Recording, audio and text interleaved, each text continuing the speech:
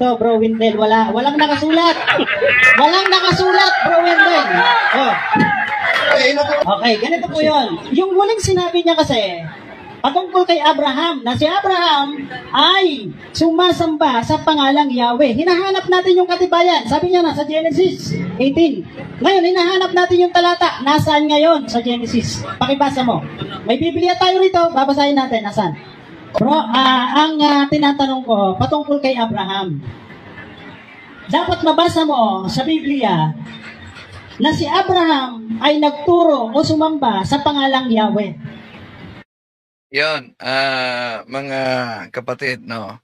At nagrereklamo, may ikinakalat sila na video at pinag-chop-chop na nabuking daw ako dahil sa ginamit na Genesis chapter 15 verses, o chapter 18 verses 1 up to 5. Wala daw mabasa na Yahweh sa naturang talata. Ganon na ba sila ka-inosente? Na sa tagal na nilang nakipagdebate, wala silang nabasa? Dahil gusto sila letra por letra. E di pagbigyan, sige, kayo mga Muslim, dahil na-booking daw ako, basahin niyo sa The Lexham English Bible, Genesis chapter 18 verses 1 up to 5. Di ba ba? Ang linaw na mabasa diyan, and Yahweh appeared to him. Sino yan? Si Abraham yun. Anong mabasa? And Yahweh. At yun ay mabasa din natin sa original Hebrew. Yahweh talaga. No? Wayera Yahweh ba Elone. So, Yahweh ang napakita. Kaya yung Lord at God na mabasa natin na ayon sa mga Muslim ay nabuking daw ako, pero sa naturang debate, damitaw na si Yahweh, si Allah ng mga Muslim ay isang Diyos-Diyosan na buwan. Ating tatalakayin ito, pakinggan natin si Ustad Bashar Sakaging sa kaniyang deliberation against sa dapat ang paksa namin Trinity o Tauhid. Pero hindi niya yata tinitindigang mabuti yung Tauhid nila. Lalo na, dalawa sana yung tindig, pero nagiging isang tindig na lang. No? Nagiging isa. At di naman sinabi ni Ustad Bashar sa akin na gawin na lang nating isa. Pero nagiging isang tindig. Ang dami ko pang katanungan sana. Pero tatalakayin natin ito. Samahan niyo ako. Nasaan ngayon ang Yahweh rito, Bro Wendell? Walang nakasulat. Walang nakasulat, Bro Wendell.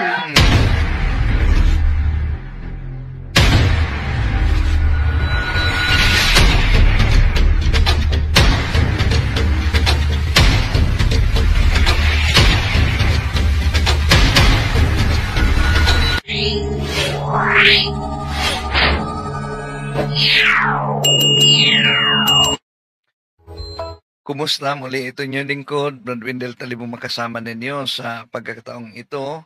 At welcome sa ating mga suking taga-subaybay. Huwag kalimutan na pindutin ang like sa ating live. At huwag din kalimutang mag-subscribe kung bago ka lang. At pindutin ang bell button para updated kayo, mag-comment at i-share ninyo mga kapatid. Kumusta sa lahat ating mga kapatid na sumusubaybay? So, sa pagkakataong ito, alam nyo na may hamon yung si kapatid na Ustad Indasan sa akin.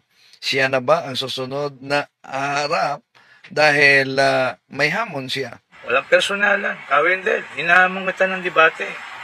O si Karashid po ito, imam ng Masjid al-Ruhan. Tayo naman ho ang magharap. Well, open na open ako para sa talakayan ng ating mga kapatid, no? Sa lahat ng ating mga kapatid na sumusubaybay, Katoliko man at mga Muslim, di po natin layunin na saktan ang damdamin. Pero mamaya, mga kapatid, sikapin kong iparinig sa inyo yung conversion story ng mga kapatid nating Muslim. Na yumakap sa simbahang Katoliko. Iparinig ko yan sa inyo mamaya sa live natin. Kumusta sa lahat nating mga suking taga-subaybay? Bago natin iparinig yung komentary natin sa kay Ustad Sakaging, acknowledge muna natin ang mga pumasok sa comment section ngayon. Welcome po kayo sa ating mga kapatid. Si Josie Bilabay. Good afternoon, Bro Windel. Mayong Pasko diha. Mayong Pasko. Igsoon. Si RG Diopeno. Mayong hapon. From San Martin, Villanueva, Misamis Occidental. Si Rick. Dapat talaga magbalik Katoliko ang mga Muslim. Sa ating mga kapatid diyan sa pananampalataya at katuwiran, si Jag Mobs. Maayong hapon, Bro Windel. Congratulations sa debate. Si Herman Saga. Congratulations, Basel Sakaging. Natalo ang magaling, wala. Magritukin ng Biblia. So, sangayon ka sa sinabi ni Basel Sakaging na si Allah pala ay Diyos ng mga pagano Arabo noon at daming mga anak at dami pa mga Diyos-Diyosan, di ba?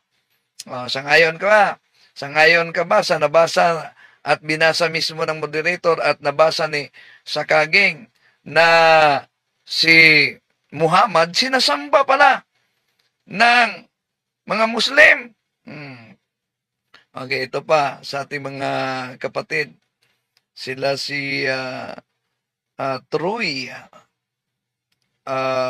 Montijo, si Risty Ispadon, si Erson Casas, na naman naagyo di ay sa Sura 5:72 ug Sura 5:116 nga Allah di ay si Kristo, means to say Dios gyud di ay siya. Ang dami ko talagang katanungan kung nagpatuloy yung dalawang tindig. Diyan na sa Quran nila. Tama. Yung ginagamit na binasa ko na iniwasan niya na si Allah ay Son of Mary, the Messiah. Ang question ko kasi para kay Sakaging nito, totoo ba itong nakasulat sa Quran niyo na Allah is the Messiah, Son of Mary? Sigurado, dahil para sa mga Muslim, ang Quran, uncreated yan. No, tulad ni Allah, uncreated. So, dalawang uncreated nila. Si Allah, na kinikilala nilang Diyos, uncreated. Ang Quran na hindi Diyos, para sa kanila, uncreated din. So, therefore, dalawa ang uncreated sa relihiyong Islam. Yung hindi Diyos na Quran at yung Diyos nila na si Allah. Now, ngayon,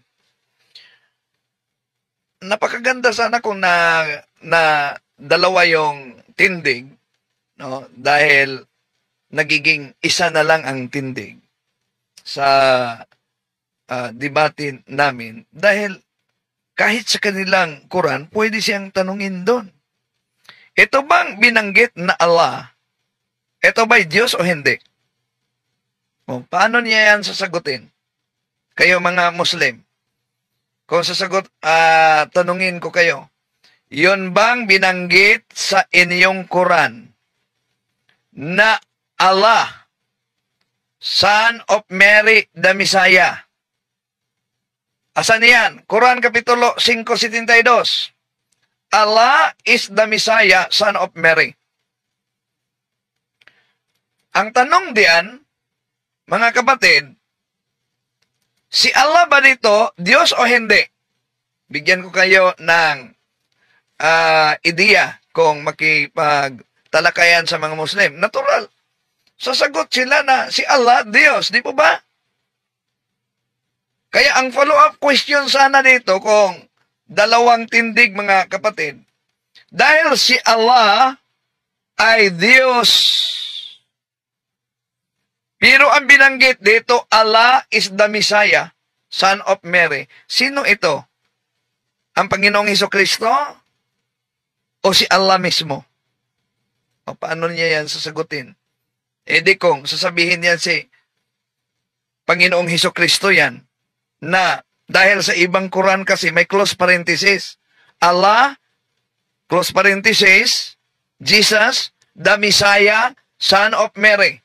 Kung si Allah Diyos, at ang tinutukoy nila diyan sa naturang talata ay si Jesus, edi lilitaw na mismo sa kanilang Quran, ang ating Panginoong Jesus na tinututulan nila, Diyos pala sa Quran nila.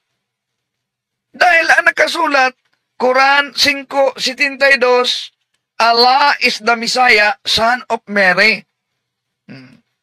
Dami pa mga dapat sagutin talaga niya, no? So, kaya buti na lang si Vaidabel. Okay. So, sa mga pumasok ngayon, no, Mary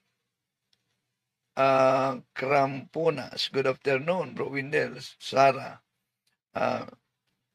kapayapaan at pag-ibig sa lahat ng mga kapatid. Erson Casas, nabitin gyud mi sa pangutana, Bro Windel, morag nahilo man ang mga Muslim that time. Mary Camprona, si Bro Windel, nagtago daw sa debate si Dave Diaz na dating Muslim. Mary Camprona, si Dave Diaz na dating Muslim, nagtago na daw. Hindi naman, nandyan ra sa Cebu si Bro Dave. Pero, totoo na may banta talaga sa kanya. Si Rick, Quran pa lang ng mga Muslim ay non-created, parang Diyos. Si Allah at ang Quran pala ng mga Muslim ay lalabas na parihong Diyos. Naku po. Si Mary, yun, isa yan sa tanong ko sana, no? Kung nagpatuloy yung tindig, mga kapatid, isa yon. No? Si Eliasar Bulala, ano rason, Bro Windel, bakit walang second stand?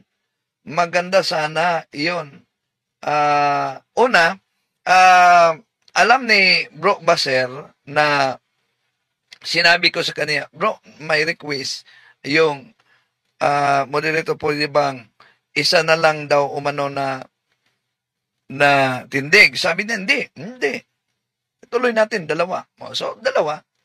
Pero, tapos ng tindig ko at cross-examination ko at tindig niya, cross-examination niya, di na nagpatuloy. No? Dahil talagang sa cross-examination ko, kitang-kita talaga niya yung mga aklat nila na gagamitin natin. Yung sinabi niya na ang Trinity may tatlong Diyos. Sige, pagbigyan natin na may tatlong Diyos sa Trinity. Ngayon, sa Coranela, sa footnote ng Coranela, may mabasa doon na ang mga Kristiyanong Romano ay naniniwala sa iisang Diyos. Paano niya yan sasagutin? Sino ang tama?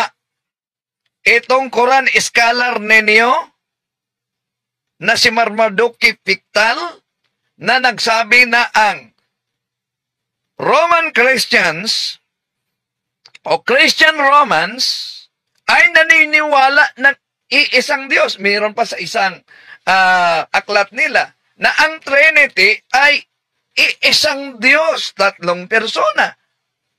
O paano niya yan reconcile? Ang dami, no? Kaya may nagsabing nabitin kami, bro. O sige, total meron namang hamon si Ustads Endasan, ito. Walang personalan. Kawendel, hinahamon kita ng debate. O si Karashid po ito, na? Imam ng Masjid al-Ruhan. Tayo naman ang magharap. So, kami na naman ang magharap. Sige, mas mabuti na maparating ito kay Ustads Indasan para yung matagal na hamon din niya sa debate ay matutuloy na talaga. O, ano ang gusto ninyong paksa? Dahil yung divinity of Jesus Christ, paulit-ulit na yon sa debate ng mga Muslim. Yung Trinity, paulit-ulit na yon sa debate ng mga Muslim at Christian. Kayo, ano ang gusto niyong paksa? Ano ang gusto niyong paksa kung sakaling matuloy itong pakipagtalakayan ni Ustads Indasan? Sige nga, i-comment ninyo mga kapatid. Para malaman natin ano gusto niyong paksa. Dahil ang Trinity, pag si Ustads Indasan, paulit-ulit na yan. First time pa na debate ni Ustads Sakaging ang Trinity at Tauhid. Dahil mas kabisado siya sa debate ng divinity of Jesus Christ. No? At marami ng debate din si Ustads Indasan sa Trinity. Ngayon, anong gusto ninyo? Sabi ni Flor Dave, tunay ba na propeta si Muhammad? Maganda din yan. No? Maganda din yan si Elpidio Acosal. Mas maganda na paksa, bro, yung Muhammad nila, propeta ba o false prophet? Maganda din yan. Maganda din yan. So, maganda. Yung hindi pa na, yung bago na naman, di po ba? Nagkaharap na tayo sa Trinity. Nagkaharap na tayo sa Bible versus Quran. Nagkaharap na tayo sa tunay na reliyon. Yung ibang mga kapatid natin sa si Ustads Ibrahim Romas. Nagkaharap na tayo sa Trinity, divinity of Jesus Christ. No? So, ngayon, anong maganda din yung maliban sa tunay ba na propeta si Muhammad o hindi, ano pa ang gusto ninyong i-offer? Comment kayo dyan, mga kapatid. Okay. In fairness naman ni Ustads Bashir, no? Ating pakinggan yung tindig niya at magkomento tayo batay sa tindig niya. Eto mga kapatid. Lilinawin ko, ang nagawa sa paksa ay si Ustads Bashir Sakaging. Tinanggap ko yung paksa niya. Na ang paksang yan at lalo na yung mga roles sa debate, lahat na yon si Ustads Bashir. Tinanggap ko yon. Pero, kung makita ninyo, lilitaw talaga na comparative study ang talakayan. Trinity o Tauhid. Pero, mas lalong nakapuko siya sa divinity of Jesus Christ, umabot pa siya sa Mahal na Birhen Maria, pero parang nabaliwala niya yung Tauhid. Dahil dami-dayan tayong katanungan. Lalo na sa sinabi niya na pag may ebidensya, dapat paniniwalaan. So, yun ang unang question ko sana sa sunod na tindig. Totoo ba ang sinabi mo na pag may ebidensya, dapat paniniwalaan? Ay, natural. Aaminin niya yan. Totoo. Sige. Sa tagal mo nang nakipagdebate, alam mo ba na sa Biblia ay may mabasang Trinity? Alam mo ba o hindi? Yan lang. Napakalinaw yan na katanungan, mga kapatid. No? Alam mo ba na sa Biblia ay may mabasang Trinity? Hinanda ko na yan na tanong. So, anong sagot niya? Posible. Kayo, anong posible niyang sagot sa tanong na yan? Alang naman sabihin niya, di ko alam. Alam mo ba? Bakit? Di nyo ba alam na sa Biblia may mabasang Trinity? Pakita natin sa inyo kung saan mabasa ang salitang Trinity. Ito, Revelation chapter 7 verse 10. Salvation belongs to our God who is seated in the throne. And the Lamb, our salvation is in the Trinity to give. Unto God, the Trinity, we owe our deliverance. Yun sana ang follow-up question ko. Alam mo ba yon na may mabasa? Pangalawa, saan sa Quran, Quran, at meron tayong Kitab Injil, Quran, saan sa Quran mabasa ang salitang tauhid? At lalo na tauhid, may tatlong aspeto. Saan yan mabasa? Okay. So, ito ang tindig ni Ustad Basher. For the constructive speech of the negative side, and he will disprove the existence of the Holy Trinity. And he may cite the Tawhid on behalf of the Holy Trinity. And now, let's all welcome Ustad Basher sa Kaging for 20 minutes.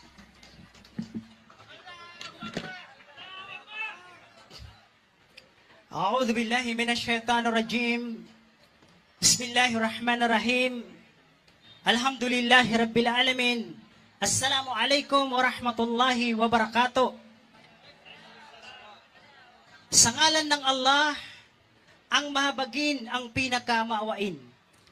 Ang lahat ng pagpupuri, pasasalamat ay sadyang nauukol lamang sa nag-iisang Panginoon, na Panginoon ng lahat ng mga nilalang at may kapangyarihan sa lahat ng bagay, na walang iba kundi ang Allah subhanahu wa ta'ala.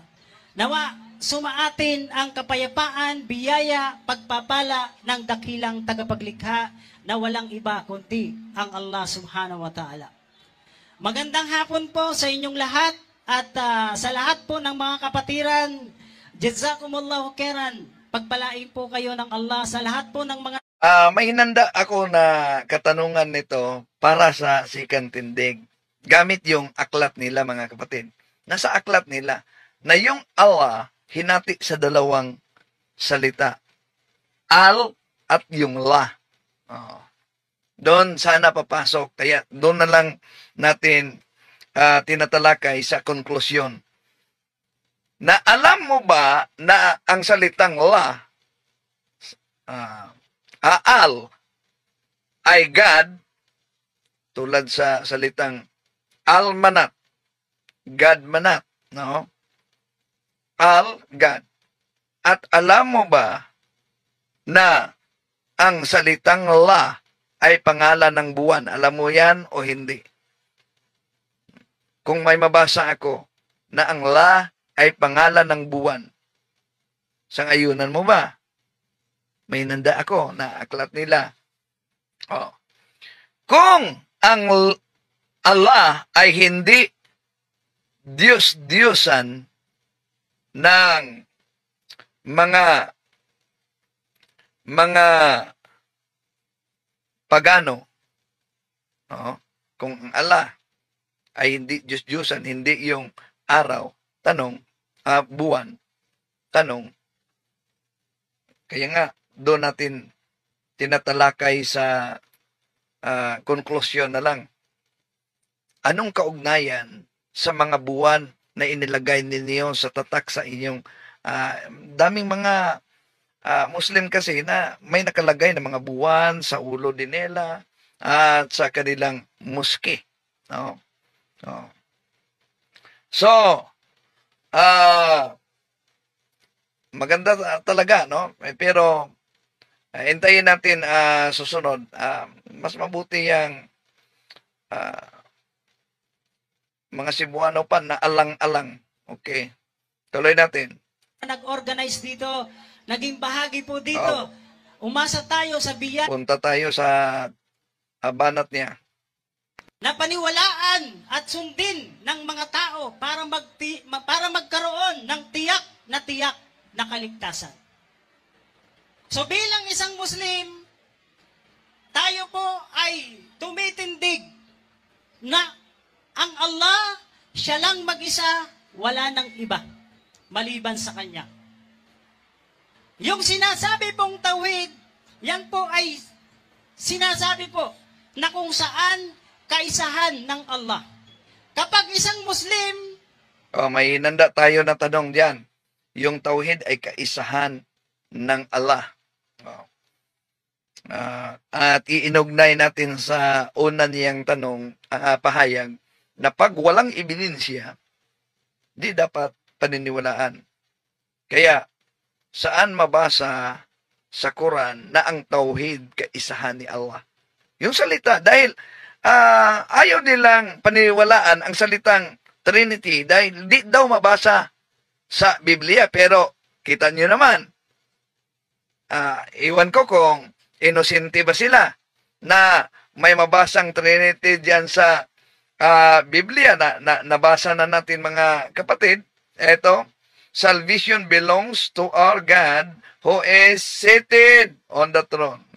And the Lamb, our salvation is in the Trinities to give unto God the Trinity we owe our deliverance.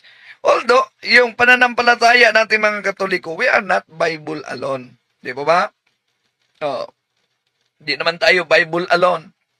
Pero dahil gusto sila ng letra per letra, kaya nga hinanapan natin ng letra per letra. Halimbawa, yung sinabi ni Ustadz Basher, yung ginamit natin na Genesis chapter 18 verses 1 up to 5, mabasa ba dyan ang Yahweh? Natural.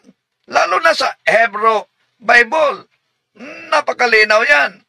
Wayara elaw Yahweh bi'elone namri weho Yosip peta hautil kahum hayum. So, may mabasang Yahweh. So, yung Lord na nagpakita sa original Hebrew Bible in which the Old Testament was written, Yahweh talaga yan. No? Para sa kanya, doon umano sila nakapuntos dahil walang mabasang Yahweh. Hindi lang yan. Sa translation, sabi niya, basahin mo sa translation mo. Nasa Lexham English Bible yan. Pero may rolling kasi ang moderator sa paulit-ulit niya na katanungan. No, may rolling. Dahil sa Lexham Bible, English Bible, ang mabasa natin sa Genesis chapter 18 verse 1, and Yahweh appeared to him. At dumapa dito si Abraham. Siya mismo ang nagbasa mga kapatid. No? Pero napakaganda naman kung isang talakayang ganito. Oh. So, ituloy natin mga kapatid. Nauunawaan niya yung salitang tauhid. Bakit? Pag sinabing tauhid, yun po yung kaisahan ng dakilang tagapaglikha. Hindi po yan tatlo. Hindi yan plural. Hindi po yan marami. Bakit? So, meron pa akong follow-up ng katanungan dito. Hindi yan plural, hindi yan marami. Meron akong katanungan pa dito. Sa Quran, Kapitulo 21, 17. Tingnan niyo sa Quran. 21:17 ba yun? Lalo na kay Marmaduke Piktal. Napakagandang nakasulat diyan. 21:17. Ito. Ang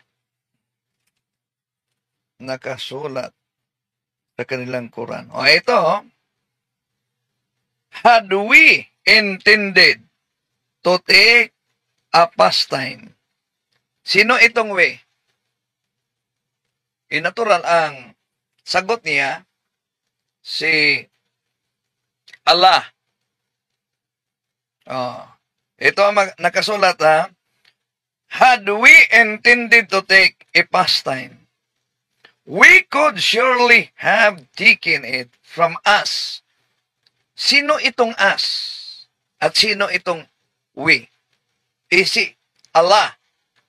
Ang sabi niya na si Allah daw ay Pong tawhid, yan po ay sinasabi po na kung saan kaisahan ng Allah. Kapag isang Muslim, nauunawaan niya yung salitang tawhid. Bakit? Pag sinabing tawhid, yun po yung kaisahan ng dakilang tagapaglikha. Hindi po yan tatlo. Hindi yan plural. Hindi po yan marami. yan. Dito ako gustong magtanong sa kaniya. Sa pangalawang tindig, inanda ko na yan. Hindi plural. Ito nakasulat sa 21:17.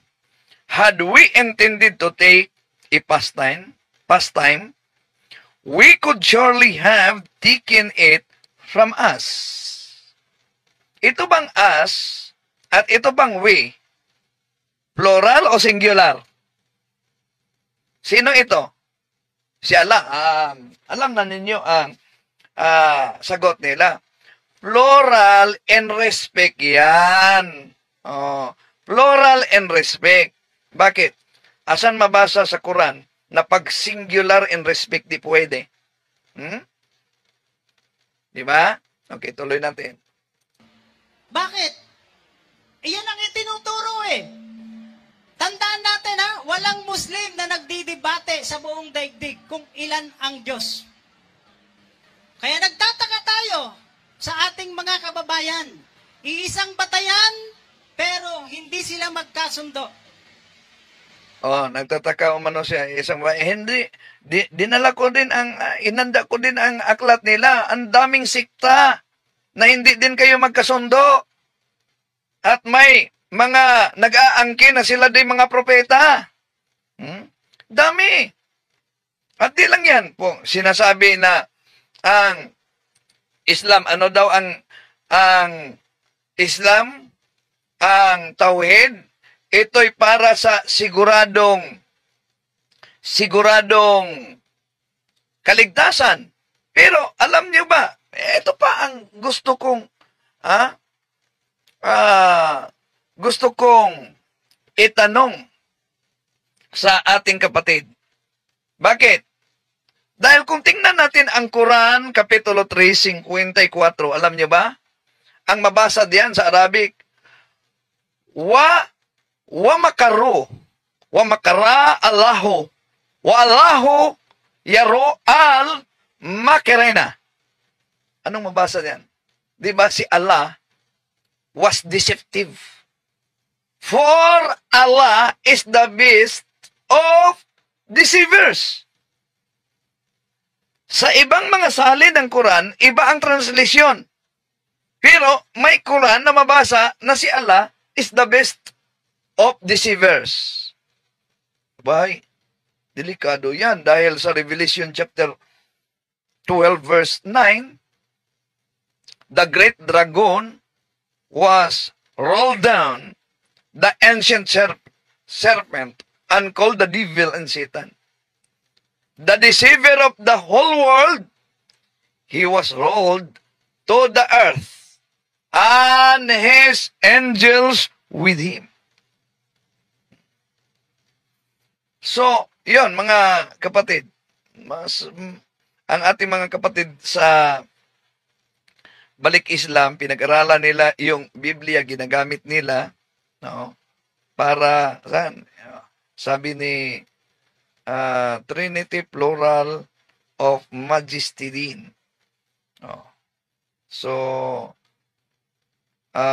as ano sa Quran namin ay plural of majesty lang. Siya na rin ang nag-iisang God sa langit. Kaya, meron tayong follow-up na katanungan diyan. Plural in majesty. Saan mabasa sa Quran na bawal ang singular in majesty? Yan, di ba ba? No. Okay. So, tuloy natin. Pero bilang isang Muslim, walang Muslim na nagdidebate. Pag tinanong mo yung Malaysia, Amerikano, Oy, hindi nyo ba nakita? Muslim versus Muslim, nasa YouTube, nagdidebate. At di pa natapos ang debate nila. Dahil nag-aaway. Nauna nating inilabas yan dito sa channel. May debate. Muslim versus Muslim. Hindi yung Christian versus Muslim. Iwan ko kung di ba nila nakita yan. Tuloy natin. Japanese, Filipino, kahit na anuman, basta Muslim. Pag tinanong mo sila, ilan ang Diyos? Sasabihin, isa. Alin yun? Yung po yung tawhid.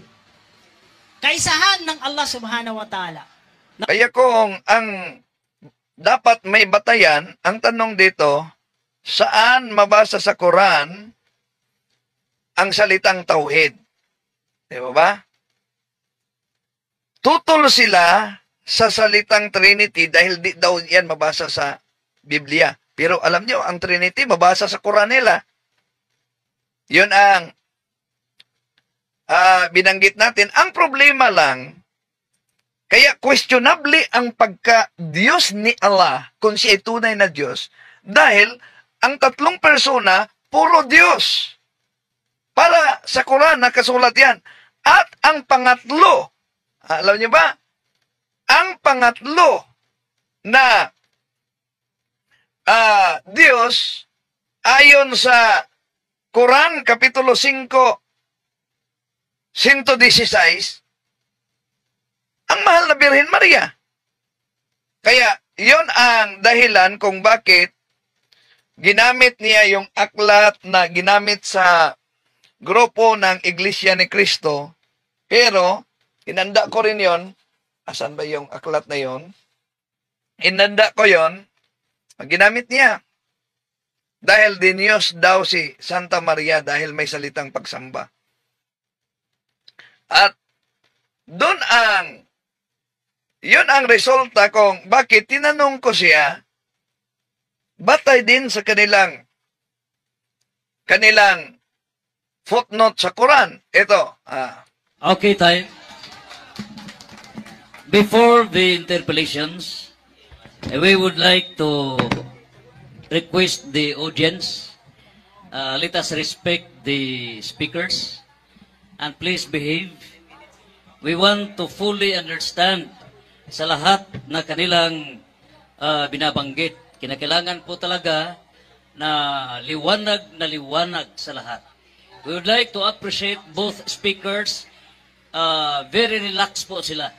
Kaya kayo naman, we are prohibited to please shout, do not shout. Please behave. Okay? So proceed with the 10 minutes warning on the right side, please.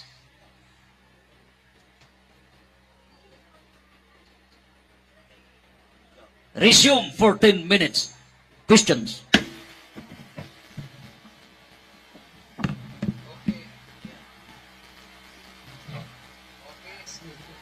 Okay. So, dito tayo sa pahayag mo, Ustad Bashir. Ginamit mo kanina ang aklat na... Sandali lang, nabasa kasi ako. Dapat di ko daw dapat sasabihin ang sunod na tanong dahil para may sorpresa. Dami namang dapat pa itanong. No? Kahit handaan nila yan. Okay, tuloy natin. Sinamba si Santa Maria, therefore dinyo siya. Tanong, sa Quran, wala bang footnote na may mga Muslim sumasamba kay Muhammad? Okay po. Ganito po, no? Ang tanong niya, napunta kay Propeta Muhammad, kay Maria. No? Ang layo. Sasagutin po Objection, natin. moderator. Sumasagot ako. Objection, moderator. What is the objection? Basis? Objection. Klarong-klaro yon. Ang sabi sa kanyang deliberation kanina, pag sumamba, pag Diyos na. Kaya, tinanong ko, kung dinyo si Santa Maria dahil may salitang pagsamba sa footnote ng kanilang Quran, wala bang mabasa na si Muhammad sinasamba? Okay, the moderator would like to rule that the issue is pag sinasamba, there is a description na a conclusion subject for rebuttal na maging Diyos. Kaya, kapag ito ang pinadayag na sinasamba ang mahal na birhen, kaya nga may conclusion na maging Diyos, ang question po, hindi ba totoo na sa Quran sinasamba si Muhammad? Please clarify whether it is true, a categorical question. Proceed. Okay. Ito ang question. Dahil sa nilatag niya kanina, na ang salitang pagsamba pag Diyos na, therefore si Santa Maria din Diyos na. Now, bilang debater ng Islam, alam mo ba na kahit sa footnote ng Quran ninyo, may mga Muslim sumasamba kay Muhammad? Okay, ganito. Sasagot po ako. Okay. Wala pong matinong Muslim. Sino sumasamba Okay, sa signal ito. kay Propeta Muhammad? Dahil malinaw ang katuruan sa pananampalatayang Islam. Ang Allah lamang ang karapat dapat pag-ukulan ng pagsamba. Kung yan ay nakasulat dyan sa footnote, dapat alam mo yan, nag-aral ka. Yung footnote ba, kasama ba dyan sa Quran? Salita ng Panginoon? Dapat alam mo yan, Brother Wendell. Bababaw ang pangunawa mo. Sige, magtanong ka. Objection, moderator. Walang side comment. Ay, sorry. Okay. Okay, pinatawad na kita. Okay. Okay, Proceed with question number 2. proceed. Ito ang malinaw kong tanong kasi. Hindi ko tinanong moderator kung ang footnote hindi kasali sa salita ng Diyos sa Quran. Ang tanong ko, kung ang definition mo ng pagsamba ay pag Diyos na, si Santa Maria, sinamba din niyo siya, alam mo ba, bilang isang debater ng Muslim, na sa footnote ng Quran ninyo, may sumasamba kay Muhammad? Okay. Ulitin ko lang po, linawin ko lang ulit, mas malinaw po. Kaya nga po, wala pong Muslim na sumasamba kay Propeta Muhammad. Bakit? Dahil wala namang nakasulat sa Quran eh. Kung may footnote dyan, yan ay pinuputol mo lang. Pakibasa mo, Mr. Moderator, yung Quran. Yung footnote na sinasabi niya. Request siya, moderator. Sige. Okay. The time suspended. Okay. Ito.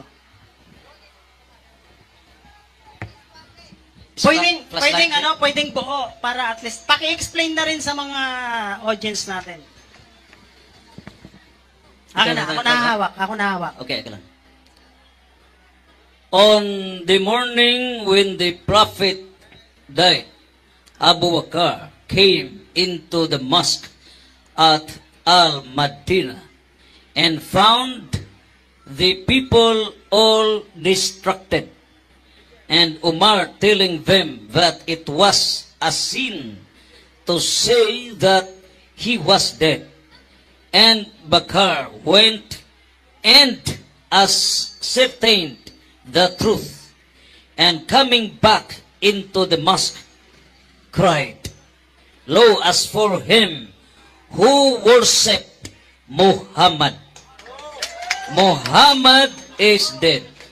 Again, lo, as for him who worshipped Muhammad. Okay, pakituloy niyo po. Proceed. But as for him who worshipeth Allah, Allah is alive and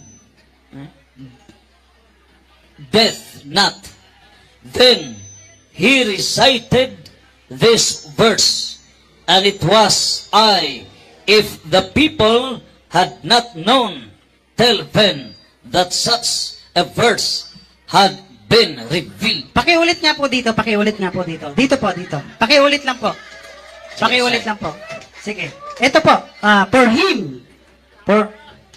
Ito to. Yung, And it was as ito po, for him. Okay.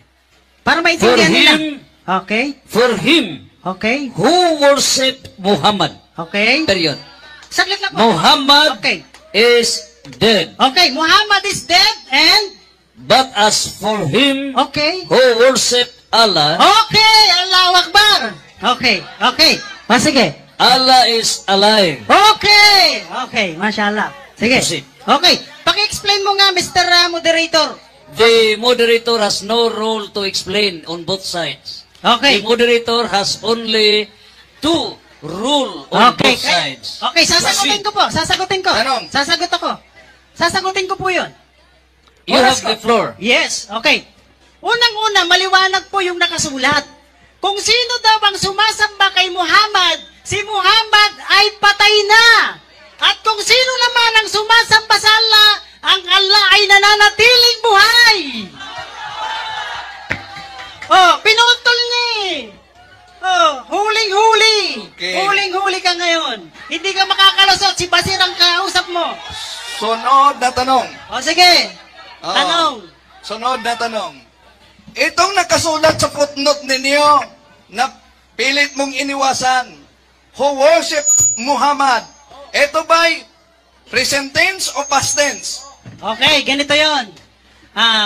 Yan po ay pinapakita dyan nung kay Propeta Muhammad, nung siya po ay namatay na, may mga tao na nalungkot sa sobra at ayaw na nilang mag-ibada, magsamba. Kaya nga, sabi ng isa, si Abu Bakar, sabi niya, kung kayo ay sasamba sa Allah, si Muhammad ay patay na, pero ang Allah nananatiling buhay, kaya dapat siya ang sambahin. Maliban sa kanya, wala nang iba. Yan ang maliwanag. Oh. Moderator, ulitin ko ang tanong. Ang binasa ng moderator ay nagsabi, for him who worshipped Muhammad, Oh. ang worship na ginagamit dito, present tense o past tense? Oh, ganito yon. Kasi nga po, yung sinasabi po dyan, lumapit ang mga tao kay Abu Bakar. Yung unang kalipa. Ngayon, sabi niya, kung mayroong sumasamba kay Muhammad, si Muhammad ay patay na. Pero ang Allah, buhay siya, kaya dapat yun ang sambahin natin. Hindi ang mga tao inuutosan na sambahin si Muhammad. Para maintindihan mo, malinaw yung nakasulat dyan. Okay. Huwag mong balaktutin. Sunod na tanong. Proceed to the Ulitin next ko, question. Moderator, dahil di niya sinagot categorically, yung ginamit dito, for him who worshipped Muhammad, ang worship ba dito, ang worship ba na ginagamit dito, past tense o present tense? Ganito yon, brother. Kasi yan, unang-una, nakalagay yan. This dyan, is ang liwanag. a- Ay, sige, sige. Okay, this is categorical, and then you may answer it past tense. So past tense o present tense dapat, no? Dahil susunod kasi ay yung katanungan ko na ang sabi kasi ni Ustad Basir Sakaging, yung sasamba kay Muhammad, patay na si Muhammad. Ang salita bang sasamba future tense, past tense, present tense, ikumpara sa nabasa nating who worship Muhammad. Yun lang. Napakalinaw. No? Pero, mamaya siguro, ikumpara natin sa sagot ni Ustad Ibrahim Romas. Ginamit ko kasi itong footnote na ito sa debate namin ni Ustad Ibrahim Romas. Tinanong ko siya, totoo ba ito nakasulat na may mga Muslim na sumasamba kay Muhammad? Anong sagot ni Ustad Romas? Totoo. May mga Muslim na sumamba kay Muhammad, may mga Muslim na sumamba sa libingan, may mga Muslim na sumamba sa pera, may mga Muslim na sumamba sa puno ng kahoy, sa baliti, dinagdagan pa niya. Pero todo iwas si Ustad Bashir dito mga kapatid, no? Todo iwas siya. So, napakaganda na talakayan namin yon ni Ustad Bashir at ito ang panghuli ko.